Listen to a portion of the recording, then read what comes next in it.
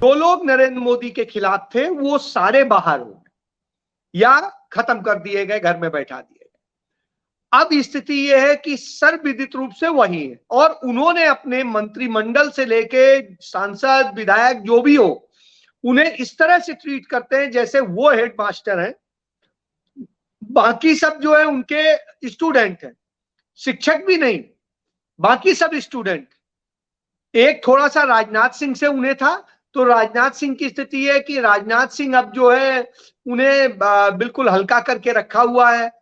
राजनाथ सिंह भी अब कोई बात नहीं बोल पाते हैं, उसके अलावा कोई मंत्री है नहीं और बाकी सारे यसमैन है। तो अब राजनाथ की भी बोलने की क्षमता नहीं है, दूसरों की भी नहीं है।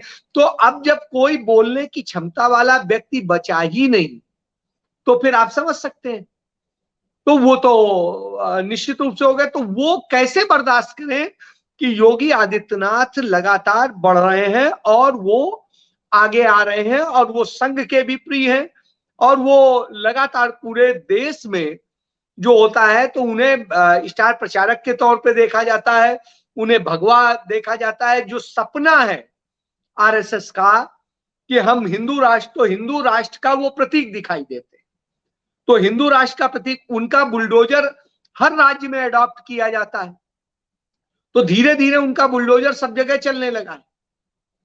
और जब ये होने लगा हो तो आप समझ सकते हैं, तो बुलडोजर बाबा जो है वो निश्चित रूप से अपने ढंग से चलेंगे और जो उनको क्रश करना चाहते हैं वो अपने ढंग से चलेंगे।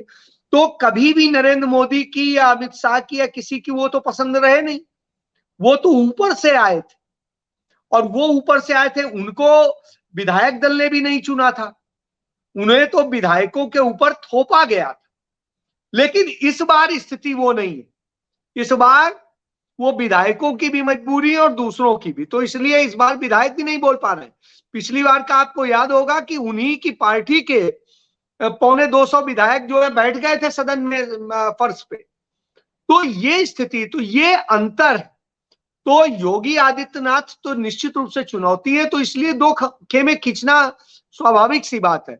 और हर मुद्दे पे जहां पर भी थोड़ा सा होगा, एक उसको खींचेगा, दूसरा उसको खींचेगा। आप देखिए महेश शर्मा ने क्या कहा, मुझे शर्म आती है कि मेरी, तो अब महेश शर्मा ये कह रहे हैं तो वो संदेश दे रहे हैं योगी के लिए, लेकिन और कमिश्नर तो गाली दे रहे हैं सर। हाँ, वही तो मैं कह रहा हूं कि वो स्थितियां हैं, लेकिन अब क्या आप समझ लीजिए वो कुछ करने की स्थिति में है नहीं है। तो योगी आदित्यनाथ को आज हटा पाने की स्थिति में, देखिए बाकी राजनीति में और भाग्य किसी का कोई नहीं बता सकता। तो जो हमारे शास्त्रों में कहा गया है पुरुषस्य भाग्यम देवो न जानामि कुतो मनुष्यम, तो साहब जिसको नहीं जानते हैं उस पर क्या कहा जाए। लेकिन इतना जरूर है कि आज की डेट में योगी आदित्यनाथ को कोई चुनौती नहीं है। उसके पीछे दो तीन कारण, एक तो योगी आदित्यनाथ चरित्रवान व्यक्ति है, इसमें कहीं कोई दो राय नहीं।